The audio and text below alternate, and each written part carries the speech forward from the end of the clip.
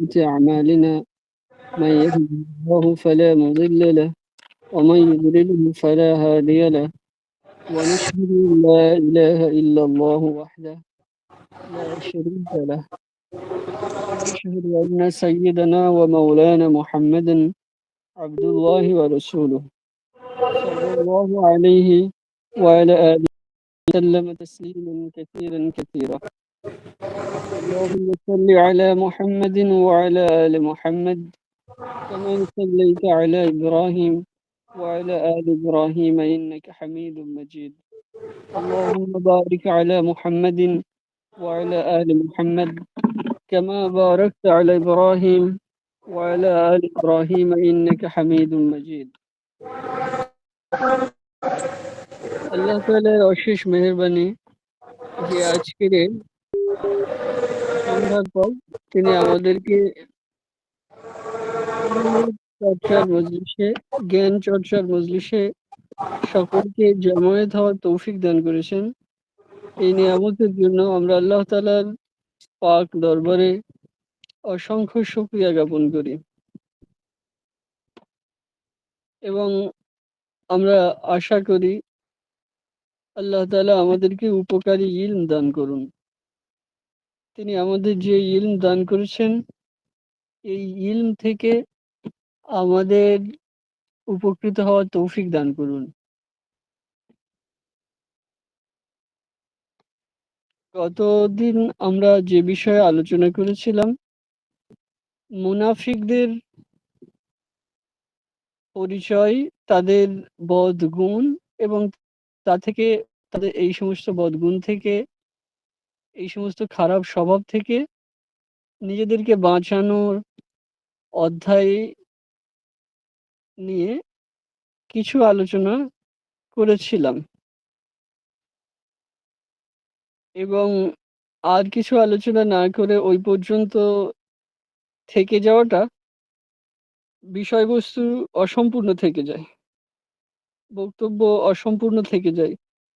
তাই আমরা আশা করছি আরো কিছু ওর সঙ্গে আলোচনা করতে, যাতে আমাদের কাছে এই সম্পর্কে আমাদের জ্ঞানের প্রশস্ততার সাথে আরো প্রশস্ততা বেড়ে যায় এবং আমরা যেন ইলম চর্চার সুযোগ পাই।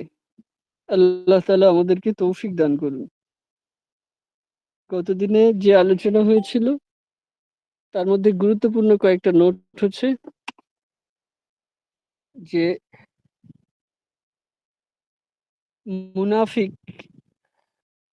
মুনাফিকদের যে আমল, মুনাফিকদের যে বৈশিষ্ট্য সেগুলোকে নিফাক বলা হয়। নিফাক শব্দটি মুনাফিক শব্দের রুট, মূল ধাতু নিফাক শব্দটি, এটা মুনাফিক শব্দের মূল রুট। মুনাফিকদের বৈশিষ্ট্যকে আমরা বলতে পারি এটাকে নিফাক বলা হয়। এই নিফাক দুই প্রকার, একটি ইতিকাদি বিষয় অর্থাৎ বিশ্বাস সম্পর্কিত, অন্যটি হচ্ছে আমালি অর্থাৎ যেটা আমল কেন্দ্রিক। একটা বিশ্বাস কেন্দ্রিক নিফাকি আর একটা আমল কেন্দ্রিক নিফাকি। তাহলে মুনাফিকও দুই প্রকার, বিশ্বাস কেন্দ্রিক ভাবে মুনাফিক আর আমল কেন্দ্রিক ভাবে মুনাফিক। যেটা অথবা এটাকে বলা যায় যে একটা হচ্ছে নিফাকে আকবার, মানে যেটা বিশ্বাস কেন্দ্রিক ভাবে মুনাফিক, বিশ্বাস কেন্দ্রিক মুনাফিক যেটা নিফাকি, যেটা এই নিফাকিকে বলা হয় নিফাকে আকবার, এটা বড় পর্যায়ের নিফাকি।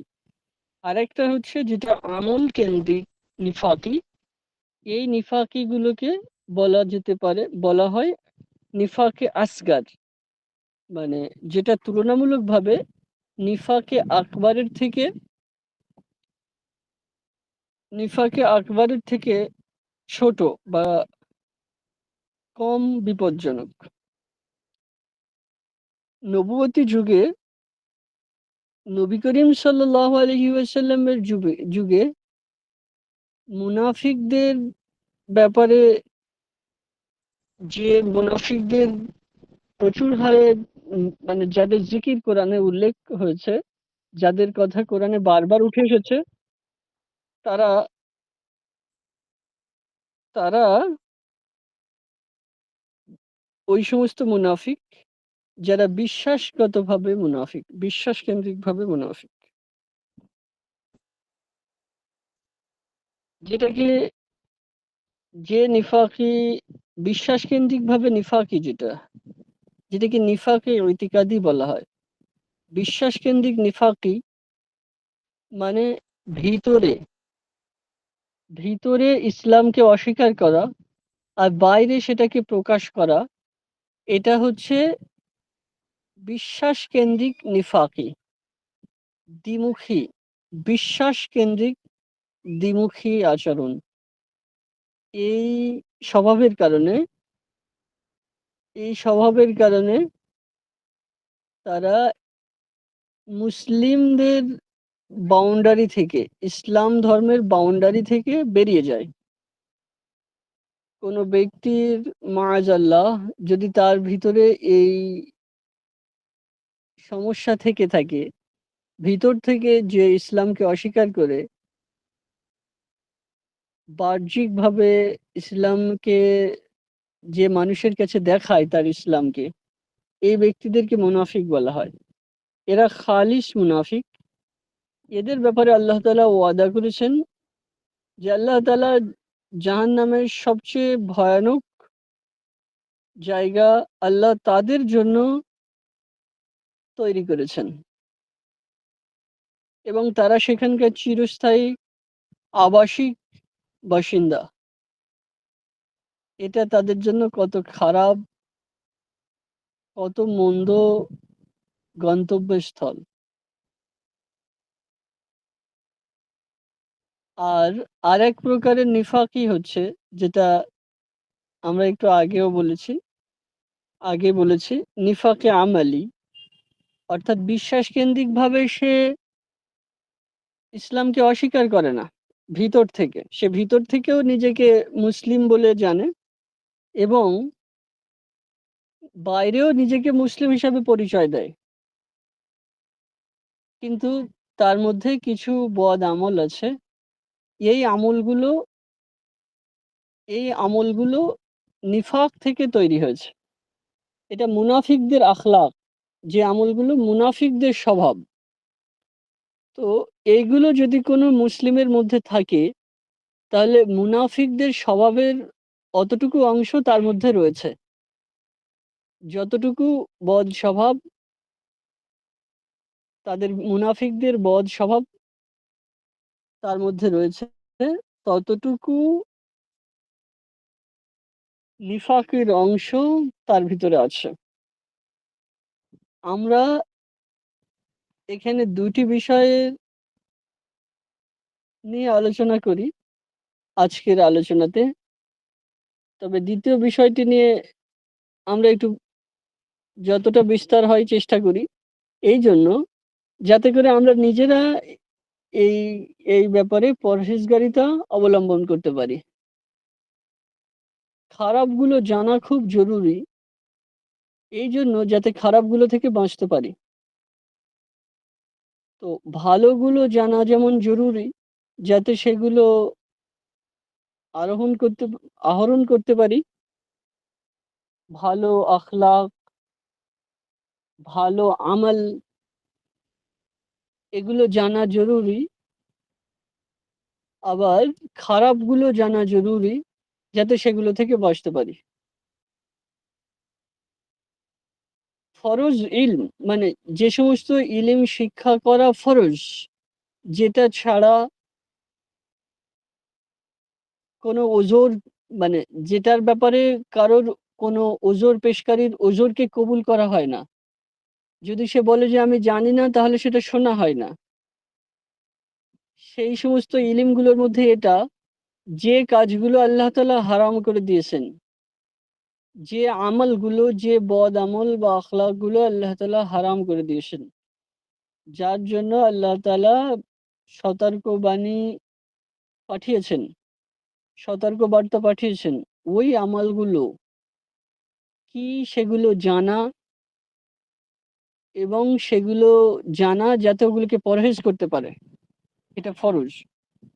ফরজ ইলম সমূহের মধ্যে অন্তর্ভুক্ত। নিফাকি থেকে তো আল্লাহ তাআলা আমাদেরকে কতবার সতর্ক করেছেন। মুনাফিকদের ব্যাপারে কোরআনে এত বেশি জিকির হয়েছে, এত বেশি জিকির হয়েছে।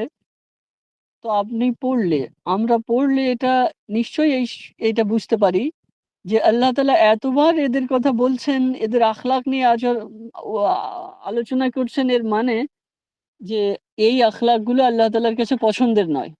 আল্লাহ তাআলা ঈমানওয়ালাদেরকে বলছেন যে তোমরা তাদের মতো হইও না। তাদের আলোচনা উল্লেখ করার কারণে, উল্লেখ করার মাধ্যমে আমরা এই সিদ্ধান্তেই আসি যে আল্লাহ তাআলা এত বেশি তাদের জিকির করেছেন, এত বেশি তাদের কথা আলোচনা করেছেন, এত বেশি আলোচনা করেছেন যে আমরা তো শেষ পর্যন্ত এটা ভাবতে বাধ্য হই, এই সিদ্ধান্তে আসতে, যে এটা দিয়ে আল্লাহ তাআলা আমাদেরকে এটা শিখান যে তোমরা মুনাফিকদের মতো হয়ো না।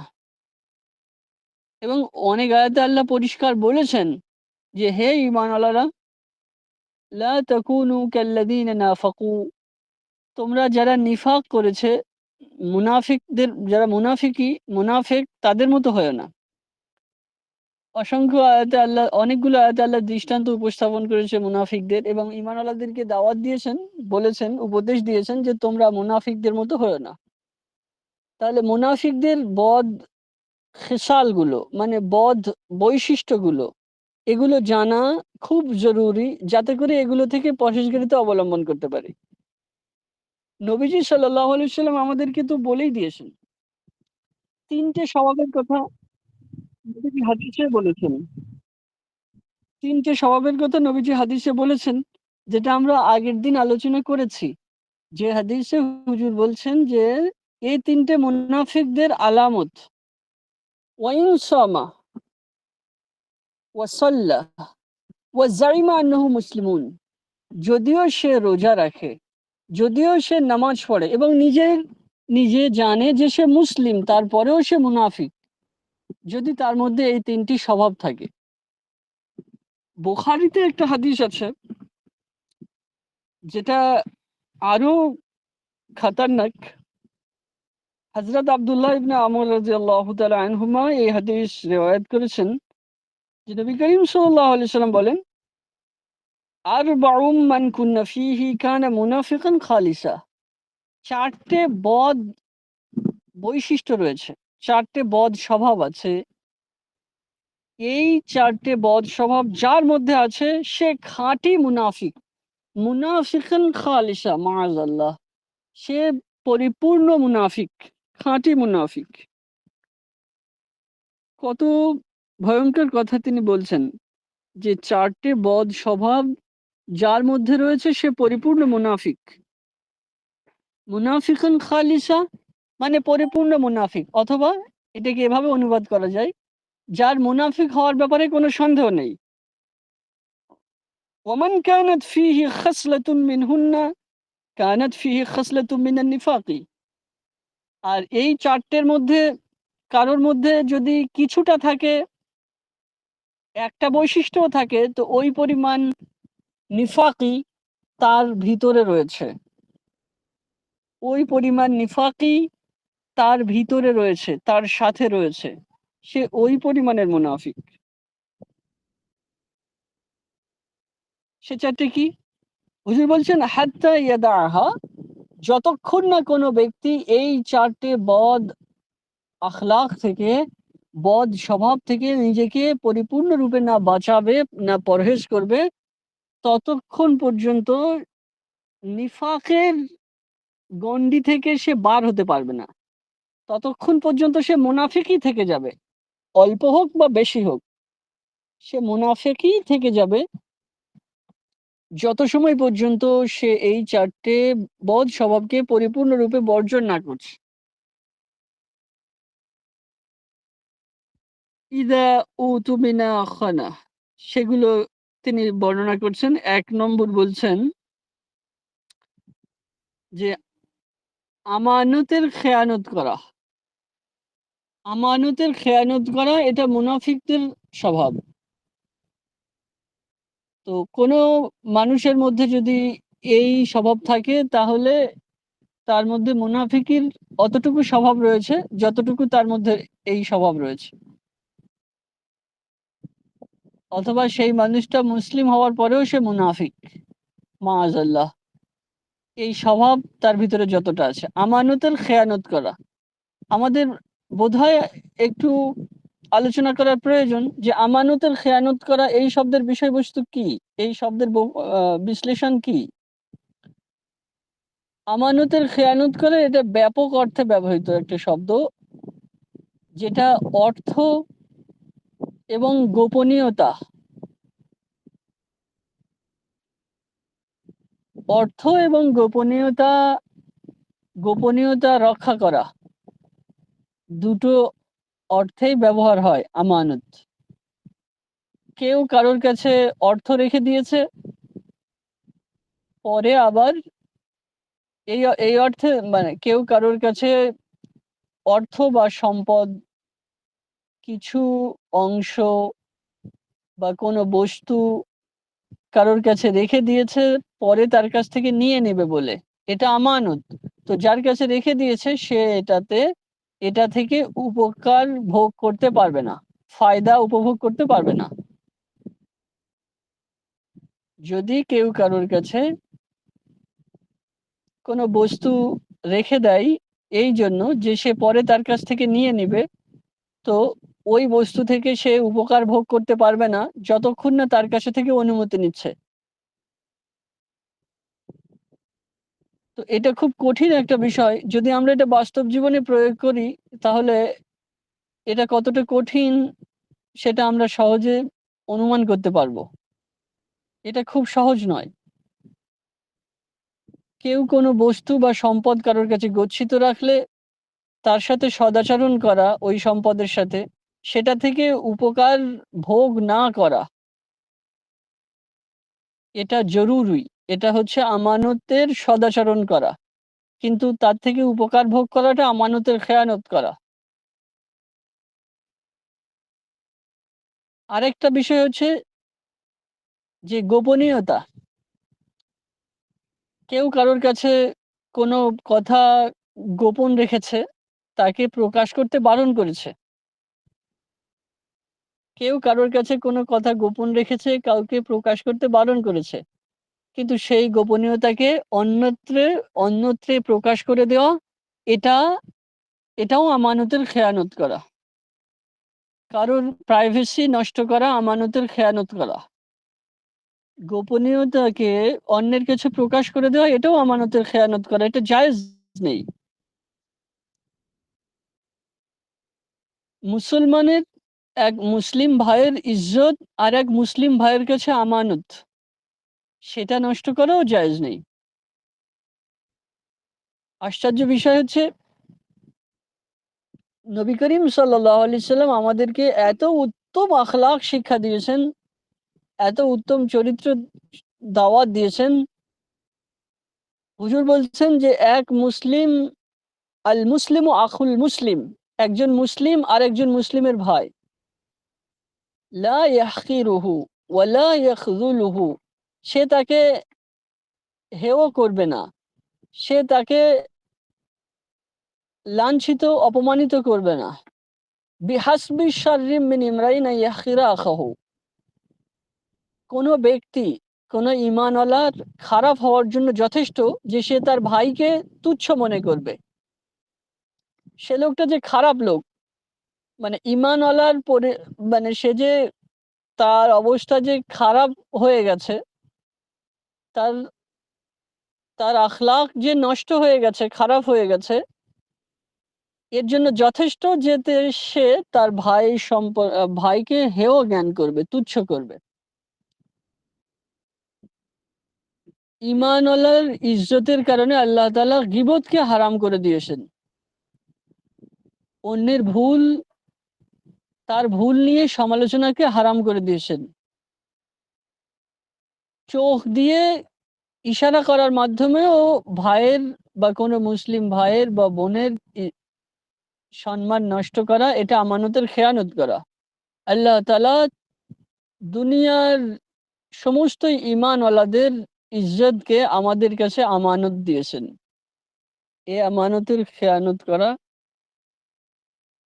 এটা জায়েজ নয়। এইজন্য গীবত করা হারাম, মুসলিম ভাই সম্পর্কে তাকে তুচ্ছ হেয় জ্ঞান করা এটাও হারাম। এগুলো নাজায়েজ। কিন্তু আমরা এগুলোকে আমরা পাপই মনে করি না, এটা খুব দুর্ভাগ্য। এগুলোকে আমরা হারাম মনে করি না, অথচ এগুলো হারাম। এক আল্লাহওয়ালা একবার তিনি হজে গেলেন, তো কাবা জিয়ারত করছেন। এমন সময় এক ব্যক্তিকে দেখলেন, দেখে তার দিকে এমন ভাবে তাকালেন যে তাকানোটা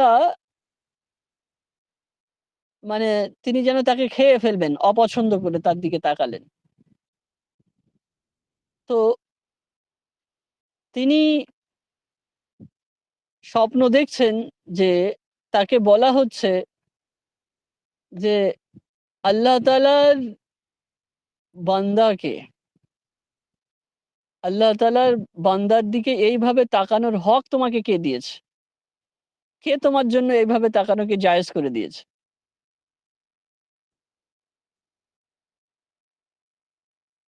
আপনি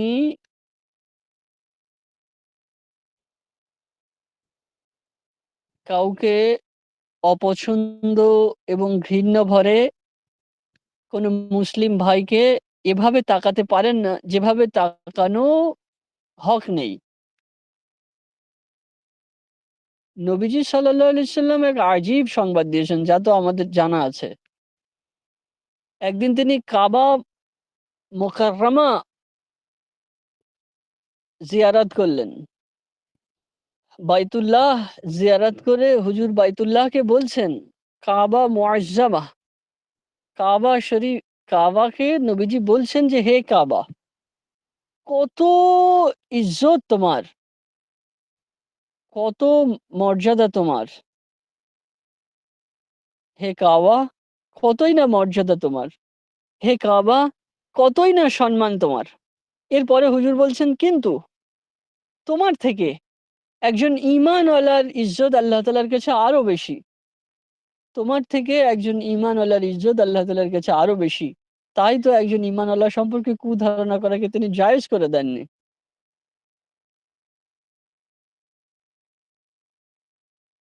তো এই যে বিষয়গুলো, এগুলো ঐরকম হারাম বস্তুগুলো যেগুলো আল্লাহ আমাদের জন্য নাজায়েজ করে দিয়েছেন বা যেগুলো হারাম করে দিয়েছেন, তার মধ্যে এগুলো অন্তর্ভুক্ত। তো এই বদ আখলাক গুলো থেকে নিজেদের চরিত্রকে হেফাজত করা এটা খুবই গুরুত্বপূর্ণ। যেমন মদ খাওয়া থেকে নিজেদেরকে বাঁচানো, জুয়া খেলা থেকে নিজেদেরকে বাঁচানো, এগুলো যেমন জরুরি, তো এর মতোই জরুরি যে গীবত থেকে গীবত থেকে নিজেকে বাঁচানো। কত হলো? কত? গীবত থেকে নিজেকে বাঁচানো।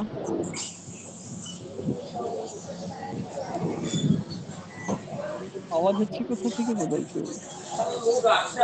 এই জন্য গীবত থেকে নিজেকে বাঁচানো, মুসলিম ভাই সম্পর্কে কুধারণা করা থেকে নিজেকে বাঁচানো, কাউকে হেয় বা তুচ্ছ জ্ঞান করা থেকে নিজেকে বাঁচানো। ইশারায় কাউকে হেয় করা জায়েজ নেই। কেউ মানে একজন ভাই সম্পর্কে আপনার কাছে জিজ্ঞাসা করলো, অমুকের সম্পর্কে আপনি বলুন। তো আপনি তাকে পছন্দ করেন না, তারপরেও তার সম্পর্কে এমন কথা বলতে পারবেন না যাতে আপনার ভঙ্গিতে, আপনার কথাবার্তাতে প্রকাশ পায় তার প্রতি হেয়তা। আপনি মানুষকে, মানুষের আগ্রহকে তার থেকে সরাতে পারবেন না। এটা জায়েজ নেই। এরকম বিস্তার আমাদের উলামায়ে কেরাম এ ব্যাপারে বিস্তার তারা রচনা করেছেন। অনেক, অনেক কথা লিখেছেন, যা সব আলোচনা করা সম্ভব নয়। মোদ্দা কথা হচ্ছে যে আমানতের খেয়ানত হচ্ছে শুধুমাত্র গচ্ছিত সম্পদকে গচ্ছিত সম্পদের সাথে সদাচরণ করা, এটা এটা জরুরি। তো গচ্ছিত সম্পদকে থেকে ফায়দা উপভোগ করা হচ্ছে আমানতের খেয়ানত করা, ১। ২ নম্বর প্রাইভেসি নষ্ট করা, গোপনীয়তা নষ্ট করা, এটাও আমানতের খেয়ানত করা। ৩ নম্বর হচ্ছে মুসলিম ভাই বা বোনেদের ইজ্জত নষ্ট করা, অর্থাৎ অন্যের সামনে তাদের সম্মান নষ্ট করা, এটাও আমানতের খেয়ানত করা। এগুলো জায়েজ নেই, এগুলো মুনাফিকদের আখলাক। আল্লাহ তাআলা আমাদেরকে হেফাজত করুন। ঈমানওয়ালাদের আখলাক হচ্ছে, নবী করিম সাল্লাল্লাহু আলাইহি ওয়াসাল্লাম বায়ান করেছেন, এটা তো মুনাফিকদের আখলাক যে মুসলিমদের বা ঈমানওয়ালাদের সম্মান নষ্ট করা, এটা মুনাফিকদের আখলাক। কিন্তু ঈমানওয়ালাদের আখলাক আল্লাহ বলছেন যে আই ইউহিব্বা লি আখিহি মা ইউহিব্বু লি নাফসিহি, ন্যূনতম পক্ষে সে তার মুসলিম ভাইদের জন্য ওটা পছন্দ করে যেটা তার নিজের জন্য সে পছন্দ করে। এটা ঈমানের এক জরুরি খাসলাত, জরুরি স্বভাব। ঈমানের আখলাক আল্লাহ তাআলা যার অন্তরে দান করেছেন, এই স্বভাবটা তার কাছে সহজাত, যে সে তার মুসলিম ভাইদের জন্য ওটাই পছন্দ করবে যেটা সে তার নিজের জন্য পছন্দ করে। সে এমন কথা বলাও পছন্দ করবে না যে কথা সে নিজের জন্য পছন্দ করে না। মুসলিম ভাইয়ের সাথে এমন আচরণ সে পছন্দ করবে না যেটা সে তার নিজের জন্য করে না। এটা তার দিলের অবস্থা। এটা এটা ঈমানওয়ালাদের আখলাক। আর মুসলিম ভাইদের, ঈমানওয়ালাদের সম্মানকে নষ্ট করা, এটা এটা মুনাফিকদের আখলাক। আপনি যাকে পছন্দ করেন না বা যে আপনার সাথে শত্রুতা রাখে, তার ব্যাপারে আপনি খুব সতর্ক হয়ে যান। অনেক সময় এমন হয়ে থাকে যে আপনি দুনিয়াবিভাবে তার উপরে প্রতিশোধ নিতে পারেননি। মানে তাকে প্রহার করে বা নিজের শক্তি প্রয়োগ করে তাকে প্রতিশোধ নিতে পারেননি। কিন্তু অতিরিক্ত পরিমাণে গীবত করে, অন্যের কাছে তাকে অতিরিক্ত সম্মান নষ্ট করে, বেইজ্জতি করে আপনি তার উপরে, সে যা জুলুম করেছে তার থেকে বেশি জুলুম করে ফেলেছেন। মাআযাল্লাহ, এইটা থেকে হেফাজত হওয়া দরকার। যদি আপনি যাকে পছন্দ করেন না, যে আপনার সাথে শত্রুতা করে, আপনি যদি তার ব্যাপারে চান যে আপনি মজলুমের ফায়দা নিতে চান। কেউ আপনার সাথে জুলুম করলো, তো আপনি যদি চান যে আপনি মজলুম হয়ে গেছেন, আপনি মজলুমের ফায়দা নিতে চান আল্লাহ তাআলার কাছে থেকে, তাহলে তার আলোচনা বন্ধ করে দিন। তার ব্যাপারে আলোচনা বন্ধ করে দিন। তাহলে আল্লাহ তাআলার কাছে মজলুম হওয়ার ফায়দা মিলবে। আর তার আলোচনা করাটা যদি করতেই হয়, খুব জরুরি হয়, যদি তাতে উপকারিতা থাকে তাহলে আলোচনা করা উচিত। কিন্তু যাদের সাথে বয়ান করলে কোনো ইসলাহ হবে না, যাদের সাথে বললে কোনো মীমাংসা হবে না, তাদের সাথে বয়ান করা মানে নিজের ক্ষতি করা ছাড়া আর কিছুই না। শয়তান তো এটাই চায়, যে দুনিয়াতেও মজলুম বানিয়ে আখেরাতে নিঃস্ব বানাতে।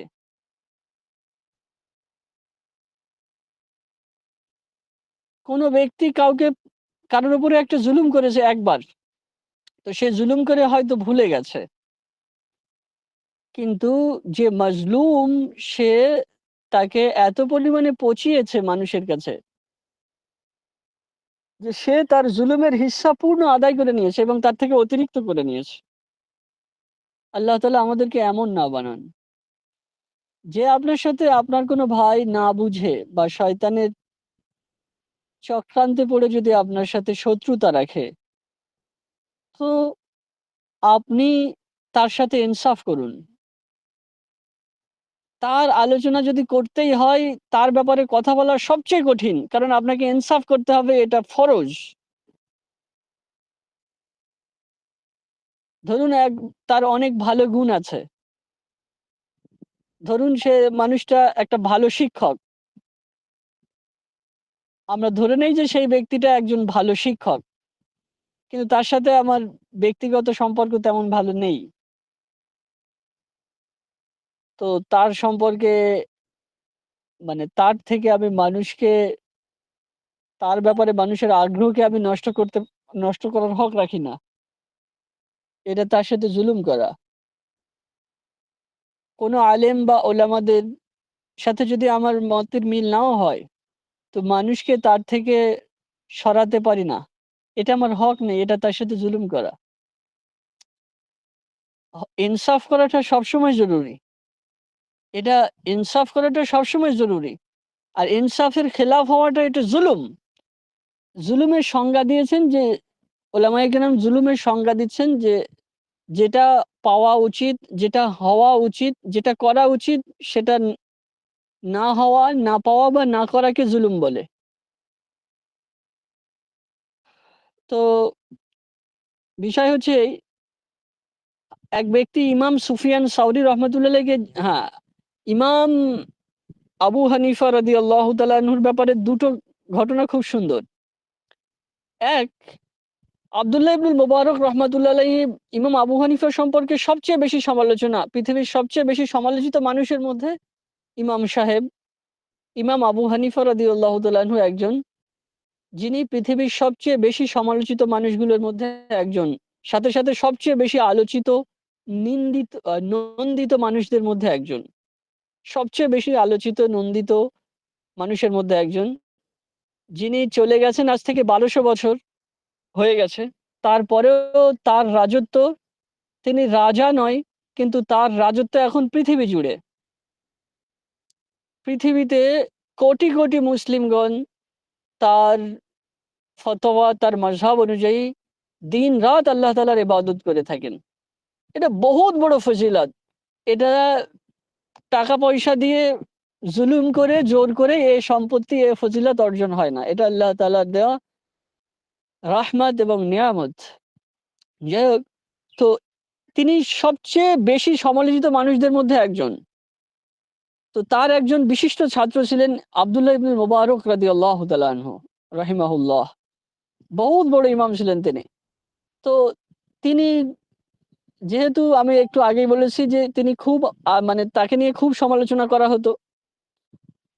তো তিনি একবার সুফিয়ান সাউরি রহমতুল্লাহকে বলছেন যে আমার কি হলো? সুফিয়ান সাউরিকে বলছেন যে আমার কি হলো? আমি আবু হানিফাকে কখনো কাউকে গীবত করতে দেখিনি কেন? তার শত্রুকেও তিনি কখনো গীবত করেননি। এর কারণ কি?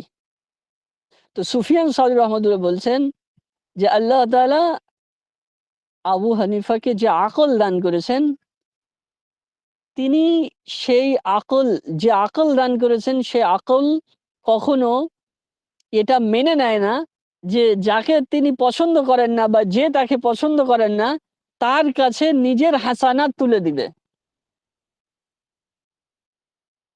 এটা তিনি কখনো পছন্দ করেন না, তার যে আকল আল্লাহ দান করেছেন। ভাবুন যে ইমাম সাহেব রাদিয়াল্লাহু তাআলা আনহুকে আল্লাহ তাআলা যে আকল দান করেছেন, এই আকল এটা পছন্দ করে না যে যে ব্যক্তি তার সাথে শত্রুতা রাখে তার কাছেই নিজের কামানো হাসানাত গুলো তুলে দিবে। আপনিও এটা পছন্দ করবেন না, এটা আমিও পছন্দ করব না, কেউ এটা পছন্দ করবে না। কিন্তু কারোর ব্যাপারে গীবত করা, কারোর সম্মান নষ্ট করা, কাউকে পচানো, এর অর্থই হচ্ছে এই আপনার কামানো হাসানাত, সওয়াবগুলো যেটা আল্লাহ তাআলার দরবারে গৃহীত, আল্লাহ তাআলার দরবারে যেটা গৃহীত হয়েছে, সেই হাসানাত, সেই সম্পদ আল্লাহ তাআলা তাকে দান করবেন। আর যদি এমন হাসানাত না থাকে তো তার পাপ, যে পাপ সে করেনি, মানে যার উপরে, যার সে গীবত করছে তার পাপ থেকে এক বড় হিস্সা এই গীবতকারী ব্যক্তির আমলনামাতে আসবে। এটা কখনো উল্টো হবে না। এটা আল্লাহর হাবিব আমাদের যে সংবাদ দিয়েছেন তাই, এটা বাস্তব। তাহলে যদি বিষয় এটাই হয়ে থাকে, এটা কে পছন্দ করবে বলুন? যে পাপ সে করেইনি অথচ সেই পাপের দায় সেই তার আমলনামাতে থাকবে। মাআযাল্লাহ, লা হাওলা ওয়ালা কুওয়াতা ইল্লা বিল্লাহ। এজন্য লোকেরা খুব বেশি তার সমালোচনা করে আবু হানিফাকে। এমনকি সুফিয়ান সাউরি রহমতুল্লাহর মজলিসেও আবু হানিফার সমালোচনা হয়।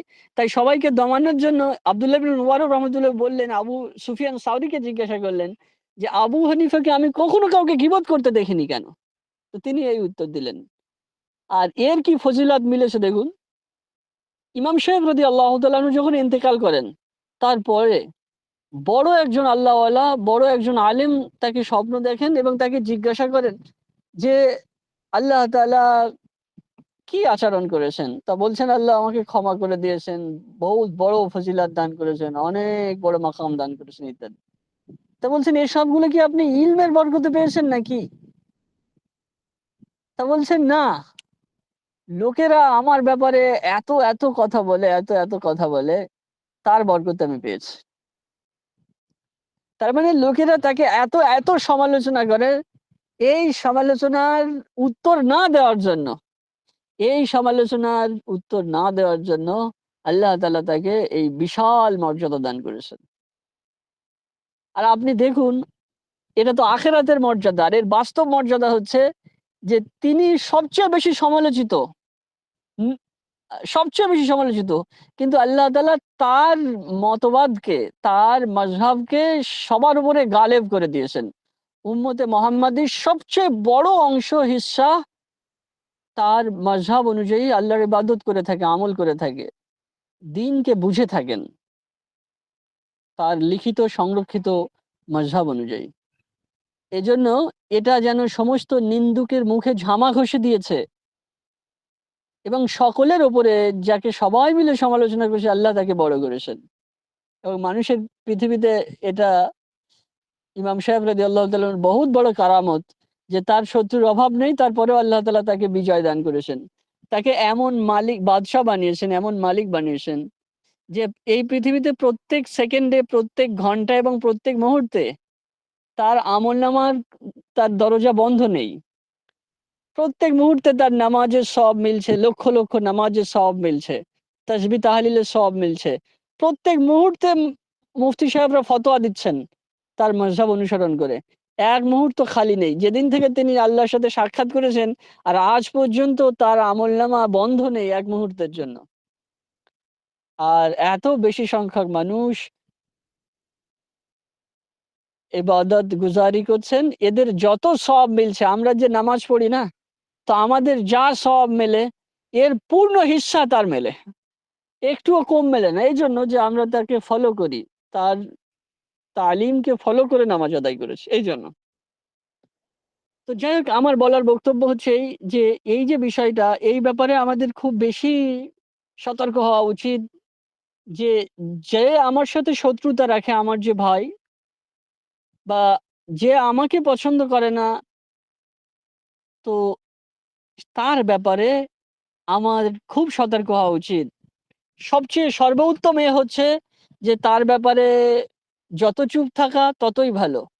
আর যদি কথা বলতেই হয় তাহলে ইনসাফ করা জরুরি, তা না হলে জুলুম হইবে, তা না হলে জুলুম হইবে। যদি কথা বলতেই হয় তাহলে ইনসাফ করা জরুরি, তা না হলে জুলুম হইবে। আল্লাহ তাআলা আমাদের তৌফিক দান করুন। ২ নম্বর হচ্ছে, তাহলে এক হচ্ছে আমানতের খেয়ানত করা, এটা মুনাফিকদের খাসলাত। হুজুর বলছেন যে ৪ টে স্বভাবের কথা বলেছেন ওই হাদিসে। যদি ৪ টে সবকটা জমা থাকে তাহলে মুনাফিক হওয়ার ব্যাপারে কোনো সন্দেহ নেই। আর যদি তার মধ্যে কিছুটা থাকে তাহলে সে সেই পরিমাণে মুনাফিক। তো এর প্রথমটা হচ্ছে আমানতের খেয়ানত করা। আর ২ নম্বর হচ্ছে ইযা কাযাবা ইযা হাদ্দাসা কাযিবা আও কাযাব, যখন কথা বলে মিথ্যা কথা বলে। কথা বললে মিথ্যা কথা বলা, এটা মুনাফিকদের আখলাক। মুমিনদের আখলাকের মধ্যে এটা নেই।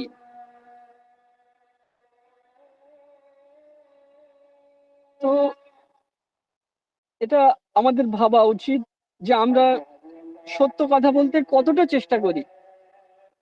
ইয়ার্কি করতে করতে মিথ্যা কথা বলাও মিথ্যা কথা বলা, নিজের সন্তানের সাথে মিথ্যা প্রলোভন দেওয়াও মিথ্যা কথা বলা।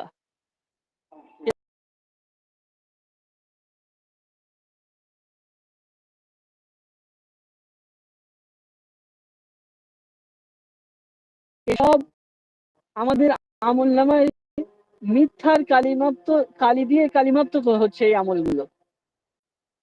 আমাদের আমলনামায় মিথ্যা লেখা হচ্ছে প্রতিনিয়ত। এগুলো থেকে আল্লাহ তাআলা আমাদেরকে হেফাজত করুন।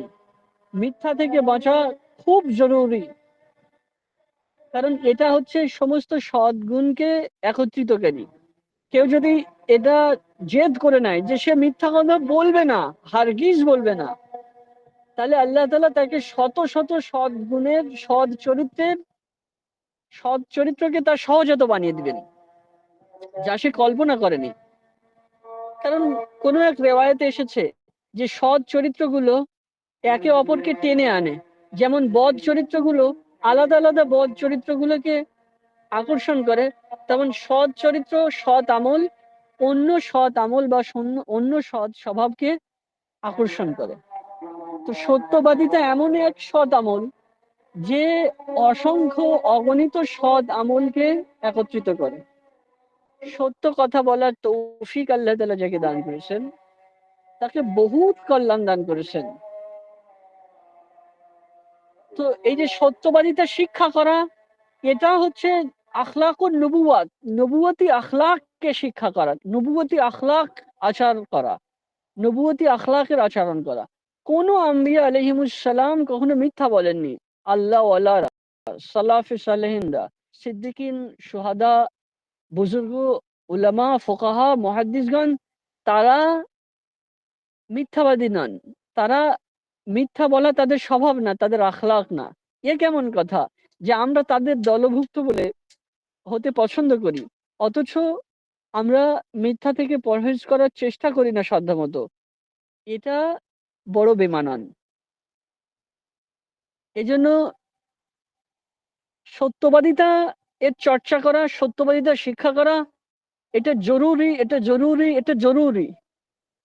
আপনি বলুন এটা ফরজ, এটা ফরজ। এটা নবুয়তি আচার শিক্ষা করা, নবুয়তি আখলাক শিক্ষা করা, সত্যবাদিতা। এমনকি নবীজি হাদিসে বলেছেন, যে ব্যক্তি সত্যবাদিতার চর্চা করে, সবসময় সত্য কথা বলতে চেষ্টা করে, সাধ্যমতো মিথ্যা থেকে পরহেজ করে, তো আল্লাহ তাআলার কাছে এই সত্যবাদিতা চর্চার কারণে আল্লাহ তাকে সিদ্দিকদের মর্যাদা দান করেন। সুবহানাল্লাহ। সিদ্দিক হচ্ছে নবীদের পর, নবুয়তের পর সবচেয়ে বড় মর্যাদা হচ্ছে সিদ্দিকদের মর্যাদা। এই যে ইমানের যত উত্তম আখলাক আছে, এগুলোকে আকর্ষণ করে সত্যবাদিতা। যে সত্যবাদিতার চর্চা করে, আল্লাহ তাআলা তাকে উত্তম আখলাক দান করেন, ফ্রিতে দান করেন, বহুত আখলাক আল্লাহ দান করেন। আল্লাহ আমাদেরকে দান করুন, তৌফিক দান করুন। সত্যবাদিতার চর্চার মধ্যে এটাও পড়ে, যখন কোনো তথ্য কাউকে দিবেন, সে তথ্যটা সঠিক হওয়া চাই। যখন কোনো হাদিস বর্ণনা করবেন, সে ব্যাপারে নিশ্চিত হওয়া চাই। যখন কোনো কাহিনী বর্ণনা করবেন, সে ব্যাপারে সত্যতা যাচাই করা এবং তা অতিরঞ্জিত না হওয়া চাই। এগুলো জরুরি। সত্যবাদিতার অধ্যায়ে এগুলো জরুরি আমল, যে কোনো কাহিনী বর্ণনা করতে গেলে তা যাচাই করা এবং অতিরঞ্জন না করা। কোনো উদ্ধৃতি দিতে গেলে সেই উদ্ধৃতি যাচাই করা। কোনো তথ্য দিতে গেলে, বক্তব্য রাখতে গেলে সঠিক নিশ্চিতভাবে জানার পরে সেটাকে ব্যক্ত করা। এটা সত্যবাদিতার চর্চার মধ্যে গুরুত্বপূর্ণ একটা বিষয়। আরেকটা গুরুত্বপূর্ণ বিষয়ের কথা বলি। আমানতের খেয়ানতের মধ্যে আরেকটা গুরুত্বপূর্ণ বিষয় আমাদের উলামায়ে কেরাম বলেছেন, সেটা হচ্ছে উদ্ধৃতি নেওয়ার পর কোথা থেকে উদ্ধৃতি নিয়েছেন সেটা উল্লেখ না করা। এটা বড় বেইনসাফি, এটা আমানতের খেয়ানত করা। যদি কারোর থেকে এই গুণ পাওয়া যেত পূর্ব যুগে, যে কারোর থেকে কোনো নকল করে সেটা নিজের বলে চালিয়ে দিয়েছে, তো এই লোকগুলোকে, এই সিফাতকে বলা হয় তাদলিস। মুহাদ্দিসরা তাদের হাদিসকে বর্জন করেছেন, তাদের হাদিসকে বর্জন করেছেন, যাদের মধ্যে এই স্বভাব দেখেছেন যে তারা যাদের থেকে শেখে তাদের কথা উল্লেখই করে না। তারা যেখান থেকে উদ্ধৃতি নকল করেন তার জিকিরই করে না এবং নিজের বলে চালিয়ে দেয়। এটাকে তাদলিস বলে। এটা বড় বেইনসাফি। এই স্বভাব থেকে জ্ঞানীজনদের এবং লেখকদের এর থেকে নিজেকে বাঁচানো, পরহেজ করা জরুরি। আচ্ছা, ৩ নম্বর হচ্ছে আমরা এবারে সংক্ষেপ করে বলছি, যেহেতু সময় হয়ে গেছে। ৩ নম্বর হচ্ছে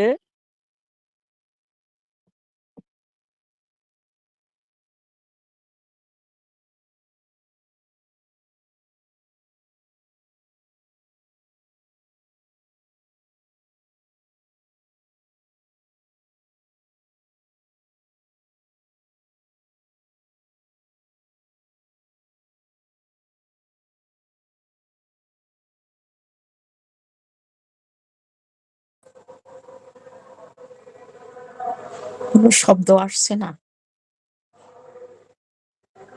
কাইন্ডলি একটু খেয়াল করুন, আমরা কোনো শব্দ পাচ্ছি না।